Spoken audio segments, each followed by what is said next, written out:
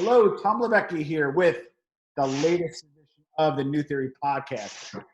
It's probably easier to get the President of the United States on than our next guest, Jamie Giovanazzo from Eat Clean Bro. And if you live in New Jersey, you cannot swing a dead cat without coming across one of his advertisements, his social media, his promotion. Jamie, welcome to the New Theory podcast. How you doing today, brother? Doing great, man. Thank you so much for the introduction. Okay, so I admittedly, really cool. I admittedly have been following your progress for about 5 years, and what I mean by that is, saw you on social media, see something a bit here, a bit there, and then just along the way, like, oh wow, this guy's doing some cool stuff. And then I kind of want to start with, give us your formative years. Where did you grow up? Tell us a little bit about you, and then how did you get to start Eat Clean Bro? So, I'm Jersey, born and raised, baby. I grew up in Lawrence Harbor.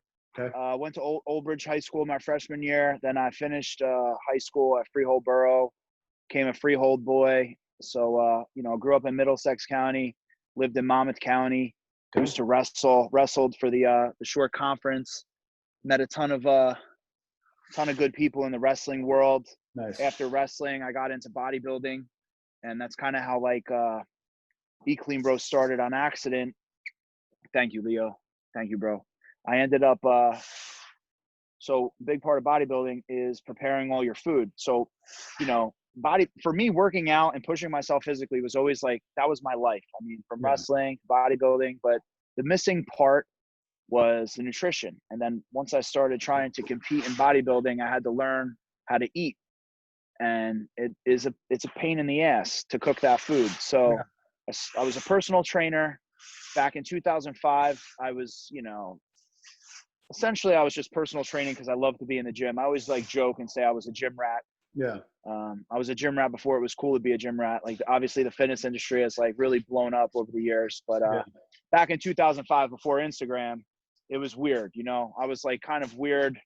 Why is he always at the gym? Why does all he care about is working out? And I was a total bro. And one day I was changing in the locker room. Someone saw me, was like, whoa, man. I was shredded. Dad bod, shout out to the kids. Yeah. I'm not shredded anymore. But the guy was like, hey, man, what do you eat? And I said, chicken, sweet potatoes, broccoli. And he said, could you make me some? And I was thinking, I make $200 a week personal training. If I could just cook for this guy and get my food for free, then I could keep all my personal training money. And that was the entrepreneur thought process, which is it was comical because I was just how do I offset my expenses and get this food for free? And so I started cooking for him. And then the next day, this was during the mortgage boom. So my gym was right next door to a huge mortgage bank. These kids were lighting money on fire. I mean, they were making money hand over fist. And I started cooking for him. Then I started cooking for two of his friends. And then it just snowballed into this huge corporate account. And I had no business experience. I had no culinary experience. I was 19 years old, and it was much more than I could handle. I destroyed my dad's kitchen. So my dad and my stepmom were like, Jamie, you got to go somewhere else. We can't do this here. You're destroying the house. Wait, hold on. How many meals did you have to get to a week to need a commissary? It got to 500 meals a week pretty fast. 500 meals a week off of a Jenna Air at home. Yeah. So you got to understand, if I had to make 500 meals out of my house right now, I could do it no problem because I have the experience now. Yeah. But before, I had no idea how to do any of this. So, but that gave me, so what happened was that gave me, that opened up the part of my mind where I was like, wow, I could own my own business. And the one thing that always registered with me that made me feel good about this was I know the food that I make. I know how much it costs. Yeah. And Eat Clean Bro is an honest living. So when I was a personal trainer, I had to charge $100 an hour. I was getting 22 of it, Yeah. and the gym was keeping 78. And I felt like Yeah. that was just an unfair, unhonest, like, Yeah.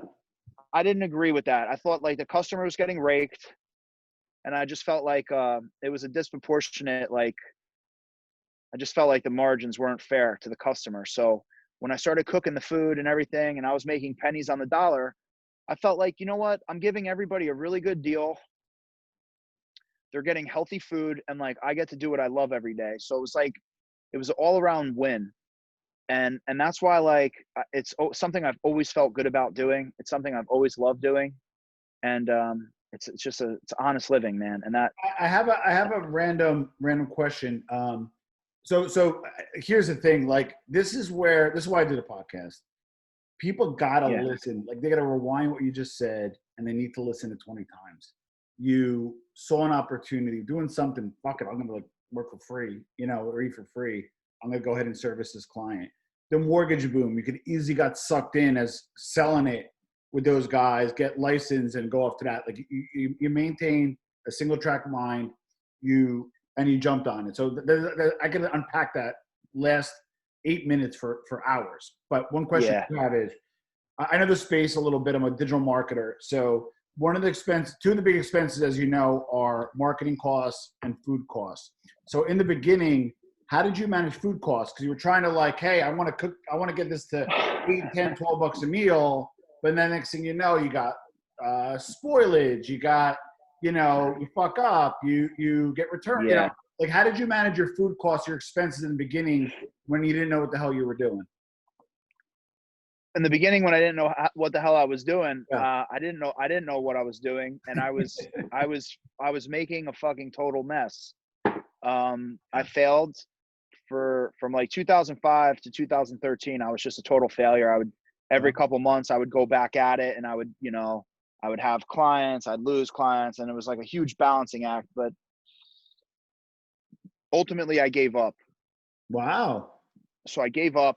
I thought, man, there's just no way I could do this without the finances, and I don't have the experience I need. And I was going back and forth. I was working at restaurants. I was trying to learn. I was trying to learn the food business. And what's ironic is, like, you're a Jersey guy. In 2012, right? Like in August of 2012 was like the last chance I gave myself. It failed. Right I before gave up. Sandy, right? Right. So Hurricane Sandy happens. So I went frantically on a job search because I had given up. I didn't want to Wow. bartend anymore. I just wanted to get bartender and failed business owner off my resume. So I was willing to start at the bottom. I was willing to do whatever it took to be successful. So I was interviewing at all these entry level jobs, and I was just trying to get like on a normal schedule and get the entry level sales position, or just do something where I could go to my next interview and say, hey, look, like, I did X, Y, and Z. I got out of that world. I went into this world, and like I got into real, like, long-term thinking. Like, I'm 26. If I play my cards right, by 28, I can maybe get into my foot in the door here, and then I could work my way up there. Was there a little really quick, because I'm not knocking the Italian culture in any way, and I assume your Italian background. Sometimes when you do this kind of stuff, I always feel like there's two types of Italians, right? There's the go to school, get a degree, Yeah. and, like, follow that track because we suffered, we don't want you to suffer. And then you have the entrepreneur people, the landscaper with the 200 trucks, Yeah. but then they're the first to tell you, Jamie, why don't you go back to work? Or Jamie, why don't you, did you get a little bit respectfully from your family and friends, like, dude, give this up, and a little bit of pressure, or was it self-imposed pressure, or both? So, like, I love my dad, and Yeah. I would not be the man I am today if it wasn't for my dad. My dad's an entrepreneur himself. My dad has always planted those seeds, but my dad was always like, there's only one way to the top type, like hard work hard, go to school. He was like very regimented in everything he said. Yeah. I was like more abstract, out of the box. Like, I was the guy trying to step up to the plate and hit a home run without really learning how to swing a bat. And Got that it. used to just drive him fucking crazy. Yeah. And he would always like pick out my weaknesses. And you know, like looking back, like my dad was pretty fucking like, he was a serious motherfucker, but like now it's like, dude, like I needed that. Like I wouldn't be Yeah. who I am today if my dad wasn't some motherfucker that was just But out of his but what I'm mind. getting at is, where did he stand? Give me like 2012. Was he like, son, I He love was you, so give it up? Yeah. it, What did he say? yeah, he basically, man, it was like, he was like, yeah, you know, you need to fucking give this up, and you need to start at the bottom. And it made sense, you know. Yeah. I did need to I needed to give up the idea that I was some motherfucking important asshole. I was just some fucking idiot trying to start something. So I did have to start at the bottom. And when I accepted the fact that I needed to start at the bottom, as much as it got harder, it kind of got easier, because I was able to embrace like, fuck, man, this is going to be really fucking hard. And once I guess once I came to terms with the fact that there was no easy way out, like there wasn't going to be an easy way out of this. Like I was 26 years old. I went looking for jobs. Like it was like Sleepy, Muscle Makers, Best Buy. It was like the third interview at Best Buy. I didn't get hired. That was super discouraging, man. That was like a major blow. Um, and But so hold on. So we're into 2012, and if I'm not right, yeah, mistaken, I'm just going to give you the bleacher seat view. I felt you got on the radar screen in 14. Does that sound about right? yes, Okay. yep. So walk us through what the hell happened between August of 12 and 2014 when I first saw you. So obviously Hurricane Sandy devastated New Jersey. Where I grew up in Lawrence Harbor was, you know, most of Lawrence Harbor didn't get devastated, but I lived on the beach. So like I was down the hill, and where I grew up, my street got fucking destroyed. Yeah. My childhood home is not even there. They had to bulldoze it. So Wow. yeah, so my mother, my grandmother, my uncle, they all lost their homes where they were living. And it was a very depressing time. And I was very sad because I was not in a financial position to help anybody. I was living at my buddy Paul's house. And I just remember thinking like, I can never, I don't know what I'm going to do. Because at this point in 2012, I had given up cooking. Like I was like, I need to put this behind me. I gave it everything I fucking had a million times. It didn't work out. I got to move on. Well, hold on. What was And the definition of not working? Were you putting money into the business? Were you not satisfied, not growing quick enough? I want to capture and encapsulate. yeah, What so was the definition of that? it was like, dude, it was a joke. I was just some fucking kid Yeah. selling food to my friends for like $5. And And they'd be making like, it for like 505. Yeah, I got it. it was just a fucking joke. Like I look back on myself, and it was just a joke. So Hold but on, the big problem, Jamie, I want to reframe this a little bit. It's just basically your dummy tax. You paid probably, let's be honest, probably in the six figures in dummy tax. And that's okay, brother. That's more than okay. I had one of my best friends was my partner, and every time it started to get tough, he would quit. And when he would quit, it was just like I was not good at overcoming obstacles. So like you know, and for an entrepreneur, and you see it now too, like even like more experienced entrepreneurs, like, man, if a tire falls off, dude, you got to figure out how to get that tire back on, and like you can't waste any time. That was something that like I just didn't know. Like I felt like, oh well, this guy quit, so it's over. Or like it was like really real rookie shit. And it was a joke. I mean, it wasn't serious. Like, you know, my dad used to say like, look, man, like you never hurt anybody. Nobody ever got hurt. You're never bankrupt. Like, so like it was a dummy tax. It was a fucking education of a lifetime. Yeah. I was getting real world experience for a lot less than what the hell these universities cost. So the business knowledge that I got and the education I got off the street, man, I put that up against any master's degree, any formal education. Agreed. So, I mean, I learned from, I spent so much time with so many great entrepreneurs over the years. Like, you know, when I would go to those office buildings and I was driving my car and I was cooking the food, I mean, everybody saw me, they saw the drive, they saw the fire. And like, it was just like, it was like, you know, my charisma, and everybody just wanted to help me. So my dad, you know, was very frustrated with me for most of my life.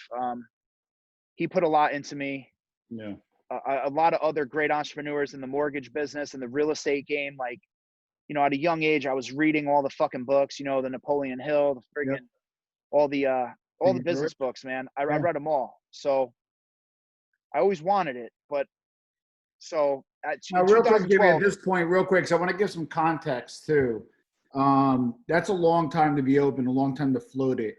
Did you take in any cash from anybody? Did you give up any equity at this point? Give us a no, structure at this point. there's no structure. So let's just go. Yeah, there's no, bro. It's Eat Clean Bro. It's not like Global Meals No, Incorporated. but I'm saying, but you will be. I'm trying to get that trajectory of how you were a shit show to Lala reposting it. Like I want to get there, you know? It's raw, dude. So like that's I think the reason why a lot of my famous friends like me is just because, like, you know, there's no ulterior motive on, like, a lot of my friends now. They're just, it's cool, man. So I'll run you through Sandy to 2014. Yeah, please. So Hurricane Sandy was like a major fucking wake up call. You know, I'm like, dude, you're 26. You're a fucking loser. Your mom, your grandma, your uncle, like, your family's fucked. You can't do nothing. You're living at your buddy's house for free. It was like a real big reality check, and it was like rock bottom. So I was like scrambling, you know. I thought I wanted to do security at a hospital. Like, I was trying to do anything but get bartender off my resume. Fast forward, December fucking 31st, going into New Year's, I made a declaration. I said, dude, I don't know what the fuck I'm going to do, but I am not going to be in the same place next year. Like, I'm not going to let another year go by and be in this same position. Yeah. Like, that's it. Like, I'm not doing it. Like, I didn't know what I was going to do, but I was never going to be broke again. So I'm like, that's all well and good. You know, I'm ready to start at the bottom. I'm willing to do whatever it takes. Like, I'm ready to fucking die to be successful. And these were all the things before that, like, I didn't really have, you know, like, I would give up or I would quit or be like, you know. So hold on, Jamie, hold on. So I just want to, I'm fascinated, right? And one of the learnings here, because like, again, I don't make any money on this podcast. I just want people to actually spend the time. I want them to learn. Until you're ready to die on the hill, yes, don't fucking do it. So just keep going. So I love it. So it seems like at that point, you're ready to die on the hill if you need to. actually, like, if you really want to be real, like, I don't talk about this because it's like kind of fucking dark, but Yeah. that was the deal. I was like, I am going to fucking die before I fail. Wow. And I was ready to die. I was physically ready to fucking die. Wow. I had failed so many times, and I was like, fuck this. Like, I'm going to get this shit. Like, I'm not playing any fucking more games. Like, it's life or death. But what was your motivation other than fear of failing? There's like a lot of motivation in what I do, you know, like I said, man, the honest living part, like obviously everybody wants to get rich, right? But like, sometimes, like, if you're in the pharmaceutical world and you're like, hey, I'm selling life-saving medicine for a fucking 400% markup, like, you're a piece of shit. You know what I'm saying? Seriously. Like, I'm fucking making fucking like 7 to 10% off my company, and I'm fucking feeding people healthy ass meals. Like, that's great.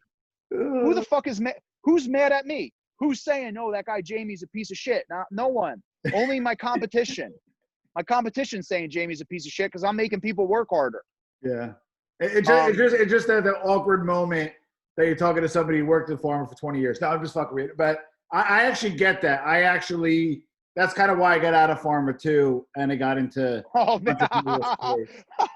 You were in pharmaceuticals? 20 years. But I mean, listen, the argument is this, and it's a flimsy argument, is that it should go back into research. It should go back into growing other novel products. But let's be honest, a lot of it's Me Too. It goes to the shareholders, which it should. Yeah. But I don't disagree fully with what you said. But that's why I was laughing, bro. Don't worry about it. That's why I'm here. If I gave a shit, I would still be there, right? So anyway, keep going. You're right. I'm just trying to tell you, like, what, like, so for me, man, you know, also, like, I think, like, not wanting to let my dad down, you know, like, I didn't want to let my dad down. I didn't want to let my friends and family down. I knew that I was talented. I knew I could do it. I always had this like deep belief that I could do it. I just really needed to know that So what like, did you do differently? That's my next so what did you differently in 13? so like it was on. It was it. There was no blaming anybody else but myself. Um, you know, my dad told me a story one time. He had this big deal lined up that he needed to close at the end of the year, and his contact at the company fucking died. Yikes. And he it went dark. Like the guy just stopped answering. Obviously he stopped answering. He was fucking dead. And and like he lost the deal. Ouch. And he used to always tell me like, don't set yourself up for that to happen to you. You know, like no matter what the fuck happens, like you're on the hook. Yeah. And like you're on the hook for whatever reason. There's no excuses in business. And like even if the fucking guy you're working with dies, like you need to have a backup plan. Yeah. So like one of those stories, like that story always stuck in my head. So now it's like, dude, I don't care what the fuck happens. If you order food and it's supposed to be delivered at your house on Monday at 12 o'clock, like I don't give a shit if all my cars break down or if all my delivery drivers don't show up. Like it's going to get to you.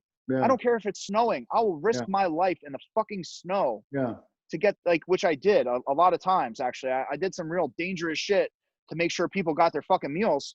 But you know, people are like, holy shit, man, this guy is crazy. Like, this dude just risked his life to make sure I got my food on time. And that was the difference. Like, that was the difference. I mean, the difference was I was ready to fucking die to be successful.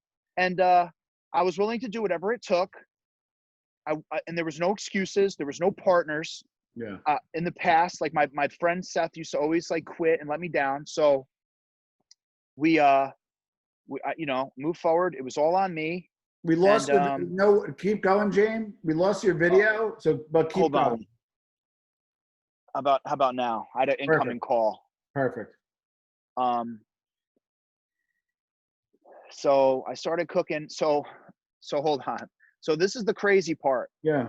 The crazy part is I'm ready to do whatever it takes. I'm ready to fucking stand at the hospital and check IDs. I'm willing to do whatever it takes to just not be a bartender anymore. Yeah. I'm like, dude, I'm like, all right, this is all good. You know, I'm motivated. I'm ready to go. But like, what the fuck am I going to do? Yeah. You know, this is January 1st. January 13th, 2013, bro. I'm sitting down staring at the wall. I'm like, what the fuck am I doing? Yeah. My phone rings. It's the same guy who asked me what I ate when I was changing in the locker room in 2005. He's like, yo, man. He's like, yo, man, are you still cooking? Dude, I look at the wall and I'm like, I'm thinking like, yo, nobody's hiring me. I'm bartending Thursday, Friday, Saturday. Wait, so hold on. So Eat Clean Bro was completely shut down. I had a sense that you were like kind of had a skeleton crew of customers that you kept minimal. You completely it was over. It was over. Oh shit! I misread that. Oh shit! Yeah, it wasn't Eat Clean Bro until 2013. Oh wow. Yep. Wow, that's scary. It's almost scary in a way. It almost didn't fucking exist. Holy shit. Oh yeah, it almost didn't happen, man. So my buddy Matt Schultz was like, Maddie. Maddie is a friend of mine, and on our agency side, we did some work together too. Big shout out to Maddie Schultz. Yeah, he's the man. So, and he was another guy. You know, when I was a kid, when I was 19 years old, man, he was with me like every day, teaching me business, sales. Like, he put a lot of time into me too. You know, good guy to learn from. Good guy. Oh, dude, I was surrounded by the best. Like, that's one thing people don't know about me. Like, because I don't have a big vocabulary and shit. But I was around. Like when I was a kid, I was around a lot of good people. So, so Matt calls. I don't know if you know Barry, but he was working over at Barry's office. I know of him. I know Matt pretty well. Barry I heard of. So he's like, hey, are you still cooking? And I look down and I'm like thinking to myself, dude, I might as fucking well do this because like I got nothing going on. No one's hiring me. So I put my palm over the phone and I yell at Paul. I'm like, yo, Paul, like, do you think your parents care if I cook in their kitchen? He's like, no, man. do it. So I'm like, yeah, Matt. I'm like, yeah, I'm still cooking. Like, what do you want? And he's like, well, me and some of the boys want some meals. Like, if you could just get us like, some low carb meals. And I'm like, all right, cool. So I hang up the phone with him. I start going through my fucking Rolodex, because over the years I built like a clientele of people I used to cook for. Naturally. And yeah, like, I've been doing this shit since 2005. So Yeah. from fucking 2005 on and off till 2012, I built a book of business. So I started going through my phone. And I was texting everybody like, yo, Jamie's cooking. And, I had January on my side. Obviously, January is the easiest time of year to sell somebody a healthy meal. So I got my orders in. I got like 82 meals that week. I had $300 from bartending that weekend. Nice. And I took my last $300, man. I went to the farmer's market and the ShopRite right in Freehold, and I started cooking. And I just made a promise to myself that no matter what, like, my customers would be happy. I would keep my customers coming back, and I wouldn't let anything stop me. So hold on, because I don't want to gloss over. Not that you're glossing, if anything, detail, which I love. So Maddie got you back in the game. You got enough clients to be dangerous. You adopted social media early, and that's where it kind of picked up on the brand. Was that the first, like, other than recycling the Rolodex, word of mouth, friends and family? What was the next step after that point? Because that's kind of what, don't get me wrong, not anybody, but get the Rolodex, the family, friends, that's your core group, right? I'm interested on how you got the person who didn't know you to order from you. Walk us through how you got those first orders. So it's really funny. Like, I always say, like, I had street cred before Instagram. So I'm at Paul's house. I'm like pacing around in the backyard. I'm on Facebook. I see my boy Sean Dua from high school checks into the Olympia. And I'm like, oh, that's kind of weird. Sean's the Shreds guy, right? Yes. Yeah. But if you know Sean like never really worked out. Sean was just like some sweet kid. Like, he's a finance guy, right? Yeah. So it's like, Sean. Yeah. What the fuck are you doing at the Olympia? Like, I was trying to be a bodybuilder, and Sean's like, oh, he's like, I'm the CFO of Shreds. And I was like, oh, dude, no way. Like, that's fucking cool. Yeah. I'm like, man, I wish there was something we could do together. He's like, well, why don't you bring meals up to Jersey City, and I'll see what Arvin thinks. Yeah. And I'm like, damn, that's actually a really good idea. And a day later or whatever, he's like, yeah, Arvin actually heard of you through Mike, because I was always friends with Mike the Situation, and Arvin and Mike were friends. And his brother Frank used to save all the containers. So they had this fucking closet full of to-go containers. Oh shit. And so Arvin had heard of me back to that, had street cred before Instagram. Yeah. So I came up to Jersey City with Arvin. Arvin liked me. I started cooking for Arvin and some of the executives over at Shreds. And then Arvin started putting me on. So Shreds was the company that pioneered affiliate marketing through social media platforms. 100%. So like, and I say they pioneered it, and sometimes people look at me like I'm wrong, but I'm not wrong. Like, no, Shreds, it is true. Now when you see every celebrity selling something, or you can't go on social media without seeing somebody sell something, that is because of fucking Arvin. That is because of Shreds. Yep. And like, Paige Hathaway, Joey. Right. So Joey Swole. Yeah. Devin Physique. Arvin took a bunch of regular people. Yeah. Made them famous, and but you know how he did it, which was interesting. You know how he did it. I mean, I know you know how he did it, but can you easily articulate how he did it? Because that's what people don't really understand. Because I kind of know, but how do you feel he did it? Because it's genius how he did it, He did a lot. I mean, I wouldn't. Here we go. Sorry, go ahead. I can't put like one single finger on how he did it, but I do think he created a facade. I think he created a lifestyle. I think he like got people more engaged with the actual people than the product. And I think he went about it like on I think he was hitting it on multiple heads. I don't think he was just driving in one direction. I think he was a full 360. Bingo. Bingo. Yeah. And really quick. So what he did special was, and there's got to be a case study on these guys, and I don't know how they're faring now. And I know like there are a lot of haters, and when things got rough, a lot of people jump ship. But you got to give credit where credit's. So I'm like, I think I know of you.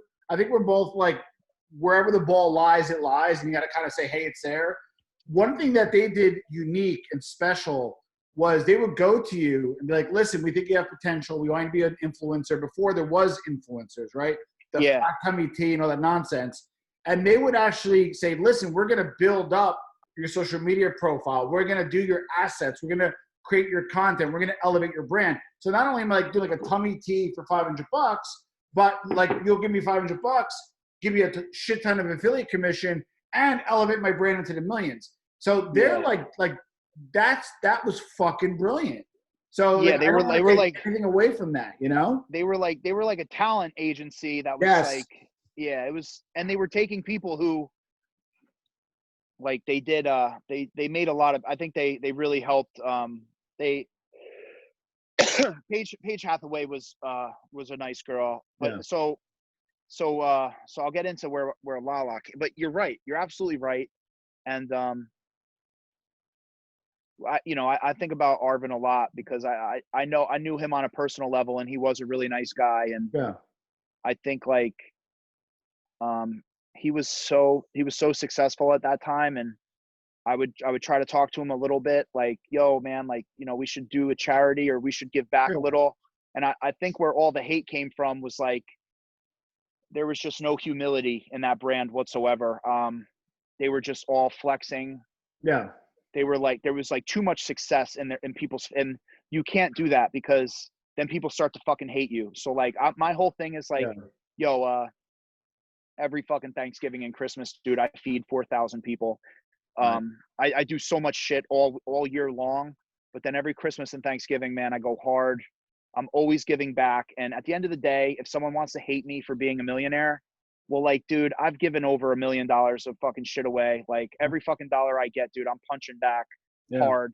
Yeah. So, and you know what? My success breeds other people's success. And I'm always like letting people know, like, hey, like, yeah, I make a lot of money, but dude, I give a lot of fucking money back too. So if you want to hate me, that's on you. But like, I'm not the guy you should be hating. So, well, I want to, number one, never apologize for your wealth, because at the end of the day, you earned it. That's America. And that's why we're fucking here, right? Number two, I want to get to your, and again, yeah, but hold on. At the same time, Shreds would still be here if, like, as much of a following as they created, like, they fucking, like, for every fucking person who loved them, they had like 5 people who hated them. Yeah. And that's why they're not here anymore, because like they didn't take the time out to explain all the good shit they were doing, which like before social media, actions spoke louder than words, but now like with social media, words are like destroying actions. And it's like, it's actually a really scary time to be alive, in my opinion, because it's like, dude, you could do 1 million things good and you could say one thing wrong and piss off the wrong person, and now you're fucking famous for that one thing you did wrong out of all your whole lifetime of good. And it's something to be aware of, because it's like, it's fucking scary out there, man. Well, it's how quickly a multi-million-dollar brand can go away like that.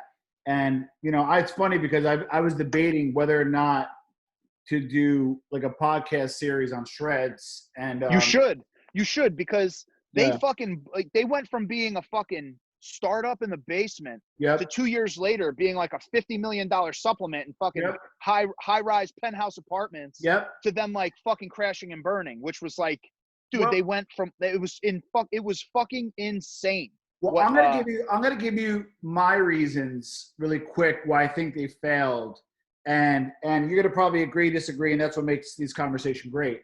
The first thing is I'm a by heritage, I'm like an SEO guy. Heritage, I do PR and all the other stuff, but I'm an SEO guy. And those guys didn't give a shit about SEO. They cared about renting a Ferrari to do a photo shoot in LA with so-and-so. And the problem with influencers, and you know this, is you have a finite ecosystem that you keep promoting to. You hit a max cap and you can't grow, right? Versus if you have organic and people find you, hey, I'm looking for the best supplement to lose 20 pounds, in a healthy way, like those are the people that grow because I find it. I love the brand. I build advocacy. I share it on social media myself without paying me. And then that's how you grow. So I think they neglected a huge channel. The second thing is, and this is what you said earlier, their hubris got in the way. They got too cocky. And this is this if I had to say one sentence as to why they fail respectfully, and I'm a huge Arvin fan, be careful of the magician who believes his own tricks. And I think they were a magician at one point, and they started thinking the tricks were real, and they weren't. It's not a knock on them, but that's how I feel. I love Arvin. Yeah. And I don't think he deserved what happened to him. But yeah. I'll tell you this, Devin Physique, I think I can tell. I was in the inside. Yeah. I can tell you, and Arvin is my friend. Sean Dua is my friend, and fucking Jesus Christ, my brain, Unker. So those three guys, like hardcore. When you meet those three, yeah, they're intense. Like, dude, well, they're very intense. They're very dude, when you look at those three and you think, Jesus Christ, you three people work together, it's almost unbelievable because when you know them all on a personal level, it's almost impossible to believe that they were inside the same room at the same time. Yeah. Just because their will, their belief. Dude, some of the strongest those three people have some of the strongest personalities I've ever come in contact with. Yeah. And those three people were there. I think Arvin has had a real love for some of his people, and some of the people he loved were bad fucking news. And and you got to be careful, bro, because some of his influencers were real garbage cans, and you can't align yourself with fucking garbage cans. You know, had he had more people, had he had better people around him, he probably could have recovered. But a guy like Devin Physique, I mean, bro, like when you learn about his story, like he was actually a piece of shit. So it's like, how do you get behind a brand where, but you know, I know Arvin loved Devin. So it's like, it's horrible. It's hard. Well, hold on. I want to just jump in a second because I'm super passionate about this topic. Is the first issue is, and I was going to say the third thing is, and the last part was poor crisis management. And I don't know if Devin had a picture with him and a goat. I don't know like what they had on him. But like when the crisis manager came down, he kind of did like the CEO, like we take accountability video. That's like 1989 called Bill Clinton and said, hey, 1995, here's what we did wrong. In the social media age, you need to own it. Hey, we fired them. They were fucking up. They're gone. Here's our brand values. Here's what we're looking to do to atone. And we're looking to work with you. And they had a little bit of an opportunity to rebrand. I felt they should have rebranded at that point. They had the customer database, they had the channels, and the truth is it didn't have strong brand equity because it didn't hold up based off of two numbnut influencers. You know what I mean? Like, and they doubled down down. And then here's what and here's what I love, and you'll appreciate this. Meanwhile, what's her name? Paige Hathaway is selling this, and Devin Physique has this new program. Hold on. Pivot, right? Yeah. Yes, but Paige Hathaway was never a bad person. Like Devin Physique was a legitimate, like he sandbagged them. I agree. And like, yo, it was over his assistant. Like he owed his assistant $2,000. Yeah. All he had to do was pay his assistant $2,000, and this would have never have like. Yep. It is. You know what? I think because we're both Jersey guys. Yeah. Like, look, man. I fucking love Arvin. He's a good guy. And you know what? It's the same thing for me. I had some people around me in the beginning that I really loved, but like, yo, they were not good. I had to let them go. It was painful. I did it. And now like I have a really good group of people around me. Yeah. And I'm just very like, cause of stories like that, man, I'm really like, I'm not invincible. You know, I always tell this story. I always tell my employees this. When Harris, the casino, got that fucking club, the pool, right? And they had the pool party. Yeah. They were like, their shit don't stink. They weren't letting people in. They were acting like the hot shot. Yeah. And then Borgata opened the fucking Premiere, right? And then people stopped going to the pool. Then they wanted to go to the Premiere. Then HQ opened up at Revel. And then people stopped going to Premiere. It's like, you got to be grateful for every fucking customer you have. Yep. You got to let your customers know, like, hey, you're supporting me. I'm giving back to my employees. I'm giving back to my community. I'm providing a better place to work. Like, you are supporting, like, you're not fucking paying for me to fucking live in a penthouse and drive a G-Wagon. You're paying for me to give people a fucking paid vacation, for me to fucking give, Yep. you know, fucking 300 turkeys to a food drive on Thanksgiving. Like, so, man, it's a fine line with this shit on social media. And there was no way for them to know because they pioneered it. Kind of like pioneering the fucking West, you know, people got to the mountains and then died in the snow because, hey, they didn't know that the fucking mountains were there. Well, So they say pioneers, what is it? Pioneers gets slaughtered, settlers prosper. Usually the people that pave the road are the ones that get screwed. So when did you first, okay, so who were your first, okay, so we had Matty Schultz, you had some shout outs from Shreds. Who were your first advocates in the beginning? So Shreds really, like, if it wasn't for Shreds, I don't think Eat Clean Bro would have had such a huge advantage to everyone else. I mean, Eat Clean Bro so one of Shred's big influencers was Massey. She was a huge Latino celebrity trainer. She at the time had 1 million followers, and that was before Michelle Lewin, and she was the biggest fitness influencer on Instagram. So, like, she was a really big deal. She was in Manhattan. She was training the celebrities, and Massey just liked me. And she's like, hey, Jamie, I got you your first celebrity client, Lala Anthony. And I was like, oh, that's really cool. And, you know, I say, like, God is with me because, like, I got to tell you, man, if there was anybody besides Frankie Edgar, like, Lala Anthony and Frankie Edgar are two of the best fucking people I could have ever got hooked up with. Because they're the realest motherfuckers. They're not trying to, like, there were some people in the NFL who were trying to squeeze equity out of me, and it was really fucking great that happened with Lala. And so I started cooking for Lala. She shouted me out, and I got 40,000 followers in 24 hours. Wow. So I went viral, and then from there, like, the gates opened, and then I just started networking. This is important though, because it's a little different game now. Back then, if keep it simple, you get 100 orders a week, you get a shout out from Lala. What did it translate into orders roughly back then? It was going up a couple hundred meals every week for, like, still to this day. So it's fucking nuts. Yeah, it's been exponentially growing since then. But and she's bigger now. I mean, I loved her on Power and some other stuff, but I feel she's bigger now than she's ever been. She's bigger now. She's bigger now. She's got more going on. And, you know, as people progress in their careers, you know, my whole thing is, like, you know, with Lala, like, it was never about me. It was about Lala. How do I help you? Like, what do you need from me?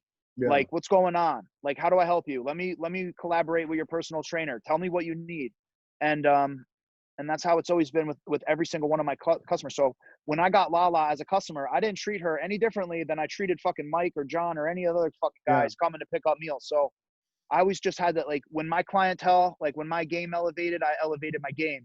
And that's something that, like, you know, that's why, like, when I'm shooting the shit with my customers, that's why, like, they really like me, you know, because I'm like, yeah, I cook for almost every famous fucking person you could think of. But when you're at my store, or, like, we see each other in the streets, like, yo, you're just as important as anyone else, because, like, your fucking money, you know, like, there's like I'm not invincible, man. So, like, I appreciate every fucking dollar. So if you spend $1 with me, man, like, you're just as important to me as, like, fucking Frankie Edgar, because, yo, without your support, without your, you know, dedication and loyalty to me, like, I'm fucking nobody. So it's a real, like, it's like, man, when you're a business owner, when you're an entrepreneur, like, you got to just you got to know the game, you got to respect the game.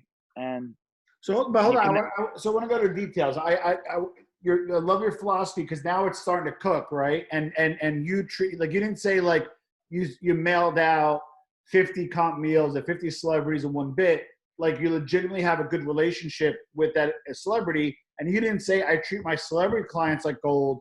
I treat everyone like gold. So that's the operative, like, phrase. So walk me through at that point. So now all of a sudden orders are coming in, you're getting busier. I guess, are you in a commissary or are you still like dicking around the parents' house at that point? No, I'm in so I got into Nona's. It's like a big Italian Yeah, restaurant on Route 9. yeah, and Route Route 9 or 9, whatever. yeah. Yeah, yeah. So So we started you had like one of the first ghost kitchens kind of in a way. I did. Yeah. Oh, Yep. Yeah, okay. I So guess then what like happened? yeah, Yeah. just started doing more meals, started growing. Quarter so I did like 80% of my revenue in the fourth quarter of 2014 for 2014. So Oh, wow. I went from being like a fucking little tiny business to like working at like a $1.5 million pace, Yeah. which for like in the beginning, man, that was serious, you know? Of So, course. um, Now, I've been, I want to know, I don't want to focus on the positives, but also yeah, maybe touch on the other thing is people think like, wow, you get a celebrity and like all of a sudden you go from 400 in rev to 1.6. But believe it or not, you know this probably better than me, is when you scale that quickly, doesn't mean you're rolling in dough. Like you have to hire the right people and there's overhead and yeah. expenses you didn't need. Now you need a real accountant. Now you need contracts. And so how did you manage the growth? Because like everybody talks about that growth, but like doesn't mean you're making money. So how did you manage that growth? And then when did you finally settle in? So when we started to grow, so like right off the bat, man, I had to get a better accountant. Yeah. Um, so so Dave, so Matt Schultz, boss Dave, over at Financial Resources, was like one of the original guys I used to cook for. He was a boss. He was so we've always had like a father-son relationship, man. So when shit started getting crazy, he's like one of the most financially successful people I know. So I hit him up. I brought him in on as a consultant, and he started to like restructure my circle. So like he started to bring in the right help. Nice. I was always very it's very bizarre, but like I was kind of born with this like operational compass. So like as far as the operation goes, since I was usually in the every day I was in the kitchen doing it. Like I was always very aware of what I needed to make more food. So and then also like my wife played a huge role in helping me stay organized. So That's awesome. I was always making sure the back of the house ran smooth. I can do front of the house shit, but my wife did most of the front of the house shit. And then you know, Dave was a consultant of mine who was helping me with like my just putting together my administrative team. And then, you know, obviously we had to invest in the website. It was always continual reinvestment. So Of course. it really wasn't until 2020 that I made like substantial money doing this. So Yeah, because you gotta keep dumping in. I noticed. So I noticed your spend on media buys have went up. The billboards. I saw some of your paid ads. You know, just again, I tangentially see it. I don't sit there and say, "Well, I'm looking for you, clean, bro." But whenever I see, I'm like, "Oh shit, how's that guy doing?" So just being a digital marketer, I kind of have a feeling that your marketing spend, you know, went way up, right? So how long did social media last, and when did you say, "Oh shit, you know what? If I want to grow the pace I want to grow, I got to reach people in other ways." So when was that time frame? all right. So how old are you, man? I gotta be 45, bro. I'm old. Well, I mean, you're not old, but Of if you remember MySpace, course. so we grew up during MySpace. Yeah. And one of the things that's always scared the shit out of me is that like, what if that happens again, right? What if one day you wake up and fucking Instagram or Facebook's no longer cool? Yep. Because that's what it was kind of like one day, man, everyone just stopped using MySpace, right? Yep. Like it was like someone turned off the lights. So I was always like, I don't want to be some fucking brand on Instagram. And this goes back to Shreds. So like Shreds never did anything other than digital. And I was like, I don't want to do that. I want to diversify and Bingo. I want to diversify Bingo.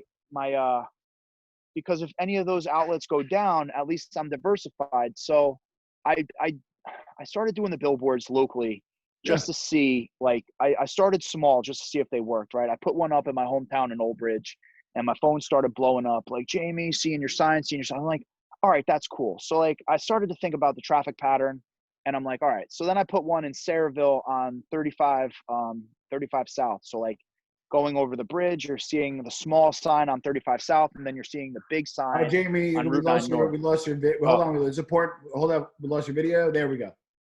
Okay. Okay. I'm on 10% battery. I might have to move inside to get my friggin' thing back on. But so shit, you know what? Let me get plugged in so I don't die. Yeah. Probably So, max 10 minutes, but I want to keep it organic. No, it's all right. So the billboard started working. Oh. So I got the two. It was cool, right? So can you see me? I can hear me? see you. The audio is a little rough. Why don't we do this? We're gonna pause for a second. Yeah. Hey guys, we had a quick pause. So Jamie had to reposition. So Jamie, we were now talking about where you were super worried about being the next MySpace, and you wanted to continue to innovate, so you expanded your marketing. So continue. So, like I said, man, I started with the billboard in Old Bridge, then I doubled up in Sayreville to get that like larger than life kind of impact, where like you're driving through Sayreville, then the next town's Old Bridge. You're seeing Clean Bro twice, which it's a deceivingly large marketing play. So for the people driving down that road, they see two billboards. They're like, oh man, so double the impact. The billboards were working. I was liking the billboards. So we launched that. I think it was like around the summer of 2015. A few months went by. I kept the billboards up, and my billboard rep called me. It was around the end of December, 15 going into 16. Yeah. And she said, "Hey, I have this huge campaign. Six Flags just backed out of like a $500,000 campaign. They're like, we can get it to you for pennies on the dollar, but I need to know now." Yeah. And I was like, it was pennies on the dollar, and it was a no-brainer, but the no-brainer amount was fucking scary to me. Of course. I put my balls forward, and I said, fuck it. I said, I'll take it. Nice. And going into January of 2016, it was Clean Bro, Geico, Miller Lite on the turnpike. And that gave me that larger than life persona.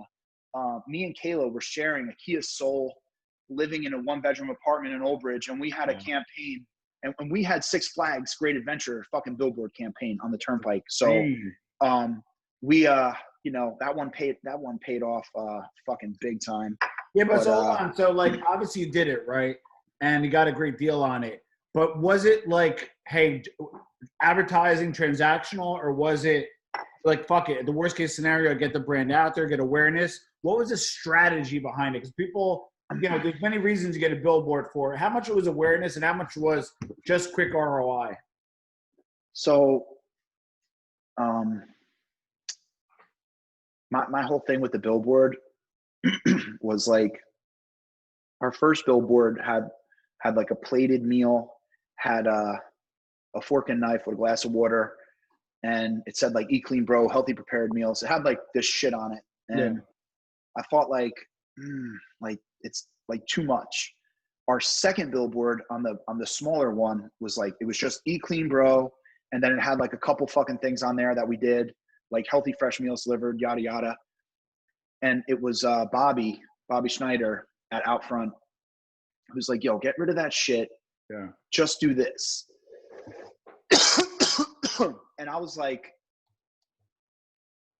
I'm a big believer in taking expert advice. Yeah. We did just the words, and the strategy was really like, quick, I love it. Clean Bro. I don't think there's even a website, no call to action, nothing. Fucking so. Love it. Yeah, so like the strategy behind the board. So the iconic Clean Bro has Clean Bro, and then it has www.ecleanbro.com at the bottom. Yeah. Or ecleanbro.com at the bottom. The strategy behind that is to just like intrigue people to go to the site, because at the end of the day, like ecleanbro.com is where we do our business. So like we can't do business with you until you go there. So you're intrigued enough to, what is that? What is Clean Bro? People would always say like, what the fuck is it? Yeah. And people Google it, and then they see, oh, all right. And then they could look at the food and they could think, all right. Or they could say, oh man, this shit looks good. Like, let me buy it. That was the real strategy. I'm a real big believer in not overthinking things. Yeah. The KISS principle: keep it simple, stupid. Keep it simple, man. So the billboards work. It's a really great brand reinforcement. It's also like, so in Atlanta, I'm in Atlanta now. You're in having a Atlanta. little, God bless. yeah, I have a kitchen in Atlanta. So I did a huge billboard blitz, and then I went looking for influencers. Yeah. So like, influencers want to be a part of the winning team. They see the billboards, they think, oh man, like it's just an extra layer of Yeah. what the hell am I looking We for? call it in marketing, we call it the ladder credibility. So yeah, I got it. So, yeah, like there's people. there are people in New Jersey living home in their mom's basement, spending more money on bottles a month than I pay on billboards. But like, yeah, people drive down the New Jersey Turnpike and they think I'm Bill Gates. So yeah, it's a very all right. So you doubled down or quadrupled down on advertising. You grew to Atlanta, so it paid off. Walk us through.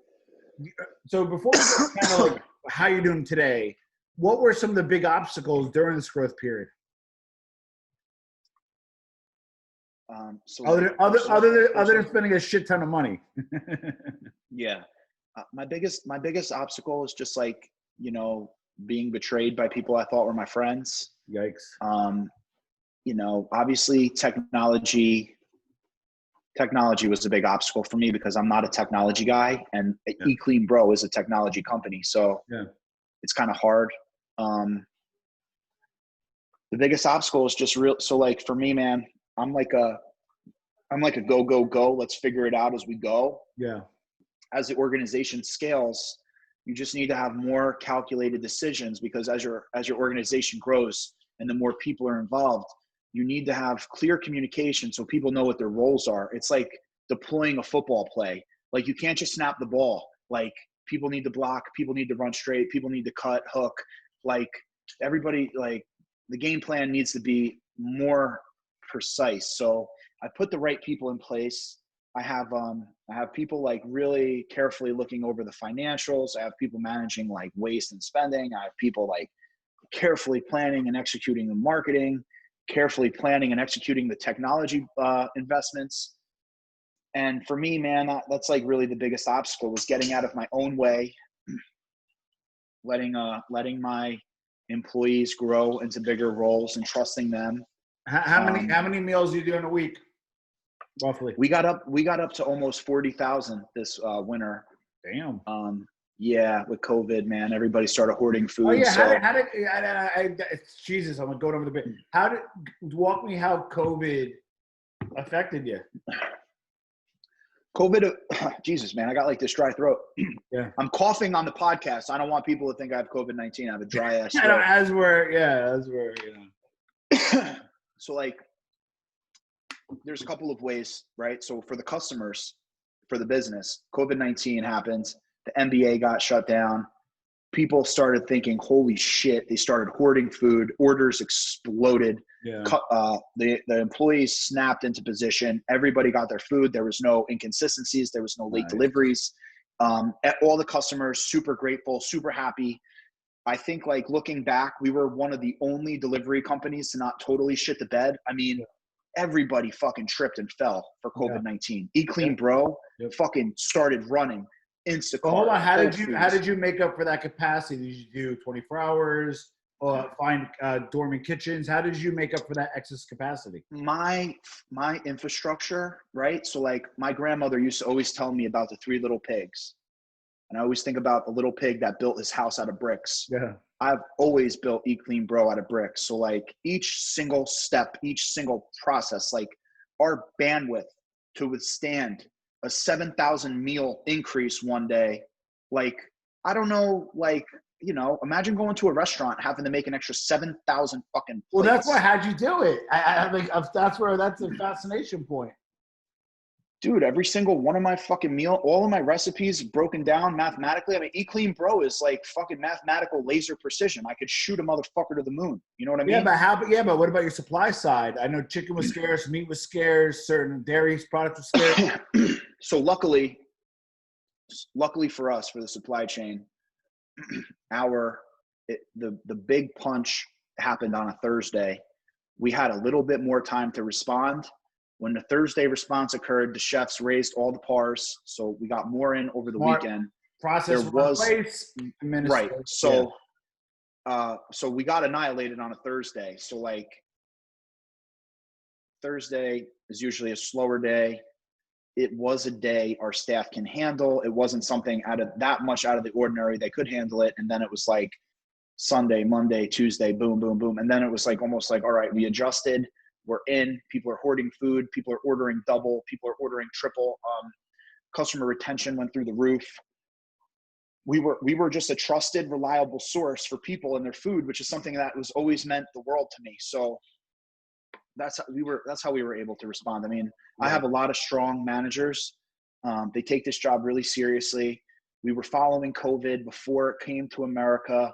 My chef was on top of the pandemic. He had the all of like the medical supply stuff ordered. Wow. But I always tell people, dude, the biggest enemy that I have is hair.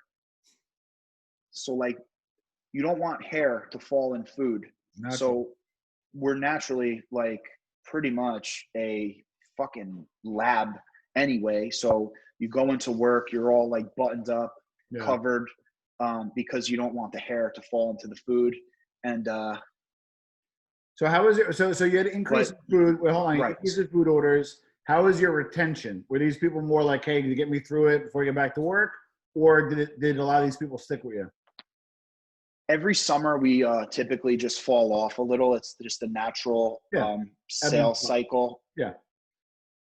So we are having I think we're up like 30% from last year, which is fucking, hey, no one's complaining with that. Yeah. Also Kettlebell Kitchen went out of business, which I think is a huge help. They were a prepared meal company in New York that what happened to those guys, just out of curiosity? Dude, they fucking blew through funding, man. They got like 27 million, got crazy, spent it all, and had to fucking close up the doors. Yikes. That's why I say, like, those guys were Ivy League graduates with fucking officer military training. I mean, those guys are the most educated motherfuckers on the planet, badass dudes, and they sank their ship. So that's why I say I put my street smarts up against any Ivy League degree. Love it. Or just being some, I mean, I don't even know if I'm cocky or not, but just being some motherfucker from Jersey who's been through what I've been through. I put me up against any Ivy League degree any day of the week. But so one of the things I'm most proud of is when COVID-19 happened and they shut the NBA down. When they shut the NBA down, that's when I realized, like, oh shit, this is not a fucking joke. Like, I didn't know how to take it at that point. Like, I didn't know how to take it. They shut the NBA down. I got in front of all my departments out in the parking lot. I said, guys, look, this isn't a fucking joke. We need to get ahead of this. We need to understand that, like, this could be a very, we cannot have any outbreaks here. Yeah. We need to protect each other. Like, nobody can go without a paycheck until June. I thought the lockdown was going to go until June. That was back in like fucking March. Yeah. I was wrong. I mean, we're in Jersey. We're still locked down. So you were allowed to operate though as an essential, correct or no? I mean, dude, I'm the perfect fucking service for COVID-19 because like you can order food. It shows up. It's food for the week. You don't have to leave your house. Yeah. But what I was most proud of was my employees, the morale. Everybody came together. Everybody was happy. They didn't lose their jobs. People were like, oh, my friends don't have jobs. Like, it was, when I look back, man, it was a really inside Eat Clean Bro, inside the building, very positive. Employees were fucking grateful that their employer was out for their safety. We were ahead of the game. So did you get any PPP money or no?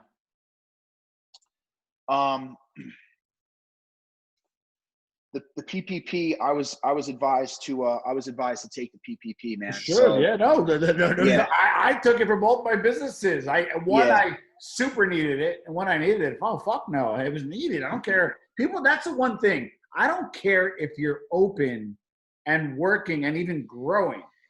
Your cost of doing business went up during that period. You didn't need to buy PPP before. You didn't need to buy hand sanitizers. So unapologetically, I took that PPP money for both fucking businesses, and I don't apologize for it at all. So I think, like, the thing with the PPP, man, like, so for me, it really helped me. I'm building a new building. I'm investing in a whole bunch of new shit. So like, one way or another, that money is being used to stimulate the American economy. Absolutely. I am the picture perfect example of like why that PPP money was issued to help. Agreed. The thing, so like in New Jersey, the laws of the PPP, like some of the restaurants, like I don't know, they're still finalizing the laws. We still don't know if we have to pay it back.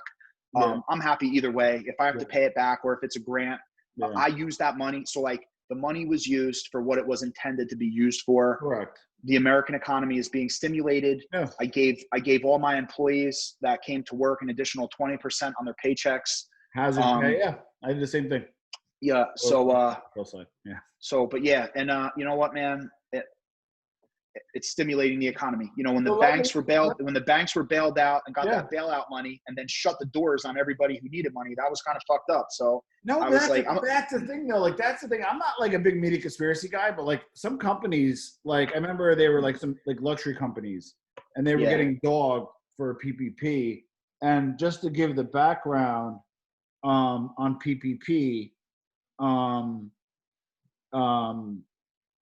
like the people that work there aren't the luxury people. The people that clean the floors, the people that are the front desk clerk, the person who's a manager, they have nothing to do with the luxury end. So the PPP did exactly what it was intended for, which is to stimulate the employees and just stimulate the economy. So no issue there. I'm with you. Not to get off topic, but like me and you understand banking. Correct. So like, I'm not a big business, but I am a medium-sized business. So like a lot of my friends who are small, like number one, the PPP was issued through the banks. So like, if you don't have a banking relationship and you don't have your shit together, you're going to get beat. So you need to have your fucking banking relationship established, or else like a guy like me is going to run you over. So it was kind of like everybody went for it. And like, you know, like Shake Shack got a lot of heat because, I mean, publicly traded companies shouldn't have fucking taken the money. No, because they have access to capital. That's why I actually, if you have a credit facility and an investment, like you and I have a banking relationship, but it's with TD Bank, Bank of America, maybe even the Chase private client if you got a few bucks, right? I'm a Chase private client. I fired Chase, bro. I'm like, I love Chase. I love the banker, but bro, when it comes to a fucking business bank, like I'm done, Chase. I'm out. Who do you like and who do you use? I'm with M&T now. Okay. M&T. That's they're like right? Yeah, they're like a medium-sized bank. Yeah. But there's a relationship. They're helping me with everything I need. They're very helpful. They could pretty much underwrite anything under $1 million. So it's helpful.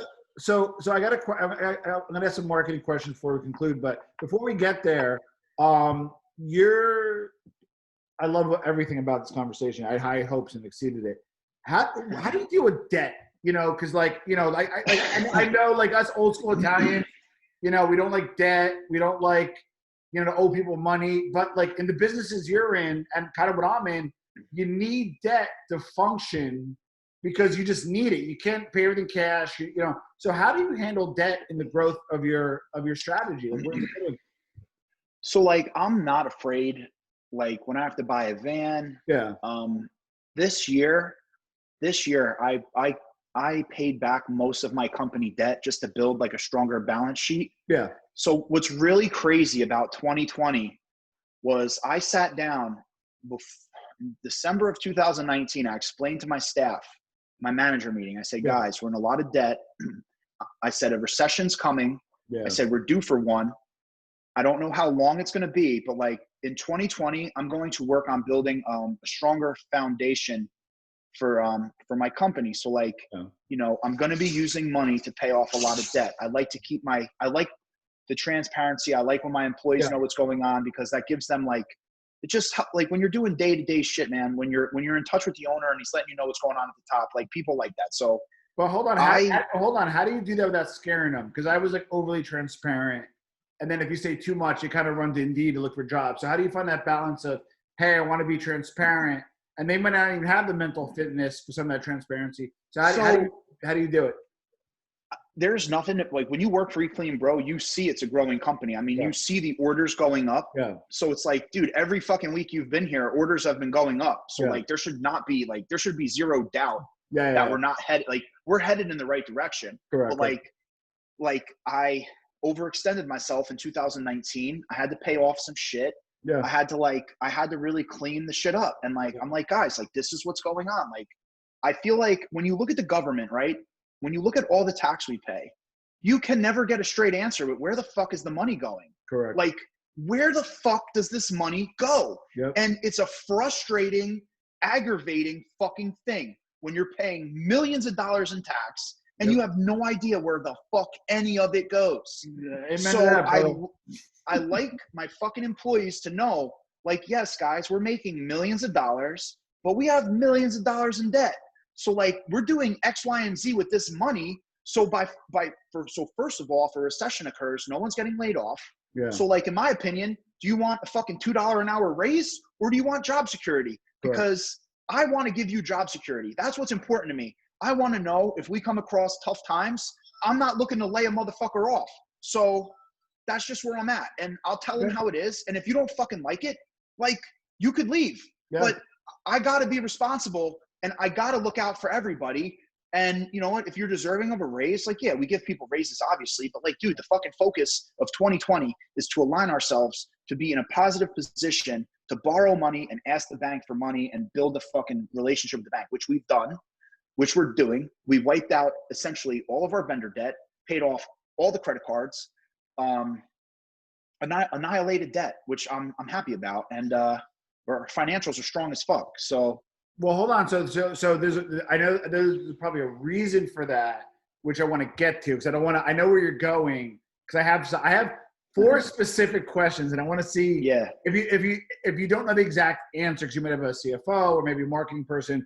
My first question is, what does it cost Jamie to acquire an eClean Bro client? Do you know that cost per acquisition roughly? One of the issues, so one of the things that I spent bad money on was I invested like $500,000 into a website I never got. So I essentially got conned, which was a huge obstacle, which happens. I mean, if you're in the digital world, you know that happens to people constantly. So we are building. Sorry, we got to talk afterwards. Yeah, I have an idea. Yeah. We're building so right now we're investing in a new site that has all that real-time marketing data to find out what the customer acquisition really is. And I do have an expert consultant who's helping us. We do have a rough idea, but it's not like dialed in to the penny. So new customer acquisition cost is very important. It actually fluctuates. So like the customer acquisition cost in New Jersey is substantially less than anywhere else. And that is because of the brand recognition and everything. If you had a guess or a range of acquisition costs per new client, you had a guess. On Facebook in New Jersey, it's like under $5. It's crazy. It's fucking cheap. Woo! Yeah, cheap. Shit. Yeah. I might hire you to work with me. All right. So number 2, what's your average order value? Like how long does somebody stay with you once they sign on? Hold on, man. Now you got me thinking. If I'm my Facebook acquisition. Acquisition cost is defined as I spend $10,000 in advertising, and if I got 10,000 new clients, it costs me $1 to acquire a client. See, that's the thing. Like, I don't know if that information is recognizing new or recurring. My guy could answer that, but I know that we run like a couple, like we run new client campaigns and we run existing client campaigns. Retention is a separate question, which I'm about to get. Right. Yeah. So look, man, our data is all over the place. I know that our retention is substantially higher. A lot of our hold on. So let's just say the cost of new acquire, you don't exactly, and that's okay because a lot of people don't. You can figure that out, and you can always get back to me. So I'm actually interested in here. The second question is, what if somebody signs on to eClean Bro? How long do they stay with you on average? So I can tell you this, man. We do have a first order. Our first order drop off is pretty big, but then also our retention is also big. So it's like the people who leave are big, but then the people who stay are big. So we're working on figuring out how do we take the one-time customer and turn them into a two-time customer. Well, that's money shot right there. That's what I'm getting at. So, go ahead. Sorry. The data suggests that we have $25 million in unearned revenue if we could just take customer 1 to customer 2. And I think for 21, so like I am way over capacity for my building. All of my cool ideas, everything I want to do, I fucking can't because I'm packed. My building is fucking packed. There's no room for shit. So I'm really excited about 2021 because I'm going to do some of my new ideas. I'm going to try to evolve my brand into a more family-oriented experience and like try to grow. So like as I grow, I'm 34. I have 2 kids. You know, what the fuck can I go on Eat Clean Bro and order where I could, you know, interact with my family, have food for my 2 kids, and like, you know, so that way I could do maybe I could do a dinner on Monday from Eat Clean Bro, a couple lunches, and then like maybe a fucking salad kit for my wife on Monday to Tuesday too. So I'm trying to diversify and do some different things, food related, that help families spend more. See, like it used to be like, I just wanted to help people eat healthy and save money. Now I want to help people eat healthy, save money, and spend more time with their family because I really never knew what it was like to have a family. I mean, before I had kids, I didn't really understand like, yo, you want to be with your fucking kids. And, so now I'm like, let me help people spend more time with their kids. Well, I think, and you kind of answered the question without answering it. So I just want to elaborate to those who are still watching. Hopefully they are. Is the acquisition cost is whatever it is, right? And you blocked out. And the key is, I think your play right now is, don't get me wrong, brand awareness, continue to get new people. Don't get me wrong, but you're right, because if I order once, and this is all SaaS businesses or all service businesses that are monthly subscription. Is once they order first, the drop off is huge. So if you learn, which you will, because the data will come in, the retention aspect, and you keep those people, that's huge. And you know the unearned revenue, which is that opportunity cost. So, dude, what's your education level? Because I have an MBA, and like I feel like I'm talking to essentially a fellow MBA here. I'll tell you this. And what's really funny is I learned all this shit when I worked at New York Sports Club when I was 19 years old. Love it. They were the worst. They were the worst company I've ever fucking seen in the history of my life. They were so fucking backwards. These people, it was never more blatantly obvious. I've never seen a company hate their customers more than New York Sports Club back in 2005. I mean, once you sign that contract, it was it. You were fucking chop meat. Hey, fuck you. See you later. Yep. You want to give up? You want to fucking quit? Yeah. Fuck you. Deal with billing. Yep. You want to refine? Like, it was so weird. Like, all you had to do was be nice to your customers, and you guys could have fucking quadrupled your fucking business. But instead, and you know what the problem was, and this is a problem I'm having now. So like, I want to start implementing KPIs in my company, but I don't want to fuck myself, because once you start implementing the wrong KPIs, that's all people care about is their paycheck. Like, oh, how do I get a higher paycheck? So like at New York Sports Club, man, the sales team only got paid off new sales. Yeah. So like they never got any fucking incentive for, so like they were like, all right, yo, I signed you up. I made my commission. See you later. A machine is broken. Hey, fuck you. Call the 1-800 number. Like, oh, you're unhappy with this? Oh, hey, fuck you. See you later. So my whole thing was like, dude, I don't need 1 million new customers. Yeah. I need 1,000 loyal fucking customers. 1,000 fans. And like, dude, I tell people, I don't want to make $1 off you once. I want to make 10 cents off you 10 times, or 10 cents off you 12 times. Well, that's the Italian philosophy. Eat the eggs, not the chicken. Agreed. Yes. Agreed. Yes. You're going to use that one. Yeah. Dude. Oh, hell yeah. I'm going to use that one. Eat the eggs, not the chicken. Damn. That's a good one. Well, hey, thank you for, a lot of times, man, people overlook me or anything, man, but we had some intelligent conversations here about business, huh? Agreed. And so this is my last question, and then people have to start ordering from you. So I'm going to, is you clean up your balance sheet, right? Do I hear a cap raise maybe happening? Maybe a little Shark Tank, maybe a little outside money, or are you going to still brick by brick and self-finance? And I know this is a personal question, but that's why you're on the podcast. So I Well, what am. can you so share? I don't want to jam you I'll up either. share. I don't. Hey, I'm 100% transparent. Yeah. I sell prepared meals. Yeah. Naturally, I'm a planner. I want to put myself in a good position. As a wrestler, wrestling is all about putting yourself in a good position. Correct. So right now, we have a lot of cool shit going on. We just sold the territory in Boston. We have interest in South Florida. Oh, you're interest in franchising, Arizona. nice. Or kind of. I am aligning myself to do so we're not going to do fully audited financials, but we're going to do our reviewed financials for 21, 22, 23, and in the early quarter of possibly 24. I just want to be like, when I'm assuming, depending on how things go, we're going to have Boston, I have Atlanta. I want to be in a position to really understand what it's going to take to roll out nationwide. Yeah. I want to be in the best possible position to raise money, because if I do, I want to sell the least amount of equity and get the most amount of money. And I think if I tell the correct story, and I show it properly, I think sky is the limit. And eClean Bro will be a national brand. eClean Bro, well, I'm not probably ever going to go into California, just because California's a scary state, man, between the government in California and the California, California people, man, 1 week they're vegetarian, then they're not eating, they're just drinking coffee with butter. It's hard to keep up with what they got going on the West Coast, but I'll probably be in. So hold on, okay. So I filter what you're saying. So, but here's I'm just, as a business person, I would guess your barriers to entry, because the process is down, right?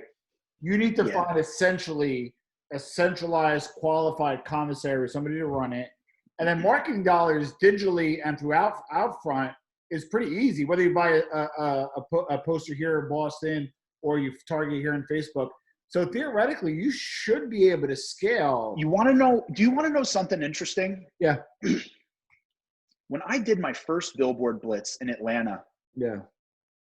I'm making some coffee. So I guess like New Jersey, New York people are very nosy. Like, everybody wanted to know what it meant. Yeah. I put that billboard up in Atlanta, dude. No one gave a fuck. They were like, no one went to the website. Nobody fucking cared to look. Like, it was like they were all just minding their own business.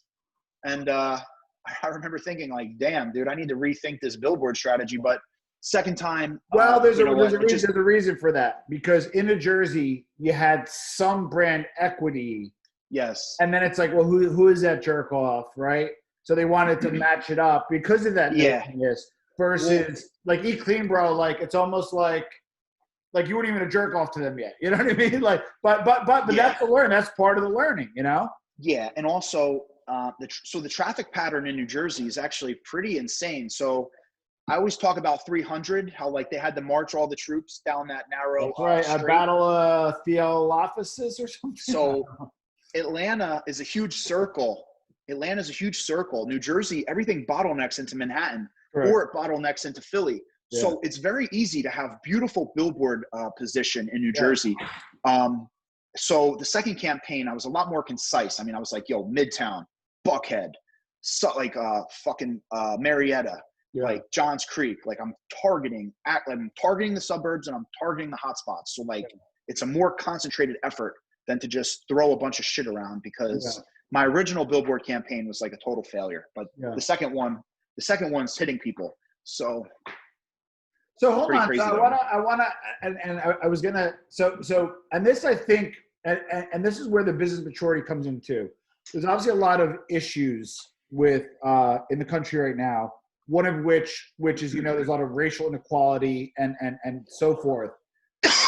One of the key things that, and this is where both sides of the aisle agree, whether it be, and I follow politics, so like whether Candace Owens or even Hawk Newsom with BLM, like this is where people actually agree. In impoverished areas are food deserts, and it's fucking disgusting. Like, you can't get your food in the South Bronx. Like, I worked there. Like, you get fried food, you can get sugar processed food, that kind of stuff. So I know I don't want to jump too far ahead, and I know you're an altruistic guy. Is there any plan to maybe helping closing some of those food deserts or trying to work through charitable means to maybe work in that. And if it's not, it's okay. But I'm just thinking out loud where there's food deserts where maybe you can fill some gaps. I was in the South Bronx, man, during COVID. You know, I made friends with Ruben Diaz. I was Ruben Diaz, yeah. Yeah, I'm in with the councilwoman Vanessa. So like we were working with. I was doing heavily So a lot of the property development, the developers, I was selling them food for like fucking 70% off. Wow. Basically, like we were doing thousands of meals into those areas. I mean, I'm in those areas every single day. Yeah. So, you know, when people get political and people talk about oppression and all this shit, like it's real. And what bothers me is like, listen, man, like if you're really feeling strongly about this, you could do something about it. Like fucking do something about it. Like shut the fuck up and do something about it. You know, going back to oppression and going back to these problems, like I just invested in a black owned business. You know, my boy's family's from Jamaica. My boy's black. I'm like, yo, I believe in entrepreneurship. I believe in capitalism. Yeah. I'm going to make this motherfucker a millionaire. Yeah. And like, I can't fix the world and I can't stop police from doing crazy shit. But like, yo, I could take my friend who's black and I could teach this motherfucker how to make $1 million. So love it. You know, and I'm fucking filling the fridge. So there's this new thing they're doing. They're putting up fridges in, my son's here. They're putting these fridges in bad cities. So, well, not bad cities, but like, you know, Union City, Jersey City. So like 3 days a week, dude, we're loading up these fridges. I'm fucking donating food to the kids, like underprivileged kids in Long Branch. I mean, bro, when you add up all the shit I give away to underprivileged people, man, it's fucking crazy. It'll come back though. Thinking grow rich. Oh, it does. Give it will come. You know, it's like this, bro. I was blessed. Look, man, I was fucking blessed. I've always tried to do the right thing. I believe, you know, they say the only way to stop a bad guy with a gun is a good guy with a gun. Yeah. And I feel the same thing about entrepreneurship, man. I feel the same thing with capitalism. There are greedy motherfuckers in this world with money. But, you know, the only way you stop that is by, you know, people like me, you know, good people with money. So get the good guys with money to start helping. And, you know, we're going to start with there. So I got my one business with my buddy. We're going to do a hydroponic farming business. We're going to start doing organic vegetables. Nice. I put a really sweet deal together with my produce purveyor. So we have a built-in sales model. He essentially has purchase orders of these microgreens at $1 million plus already. So he's going to come in. He's a farmer, hydroponic farmer. We're gonna create this shit so we can. The whole idea was we want to compete. So you're looking at. So wow, I didn't see this coming. So you're kind of looking to control your supply chain. We could do that too, but in reality, I'm just like, dude, there is some fucked up shit going on in the world, and I can't help everybody. But I have a friend who's black. I could fucking give him money. We could start a business, and I can bring him into my network and help him become a millionaire. So, love it. I mean, I'm doing it. So love it. All right. So Jamie, how can people find you? There we go. Oh, babe, he's showing his baby. Gotta show us one. There you go. What's his name? Giorgio. God bless. A nice Irish name. Well, here's Adeline. Hold on. Say hi, buddy. Maybe we can say hi. Maybe we could start talking dowry now if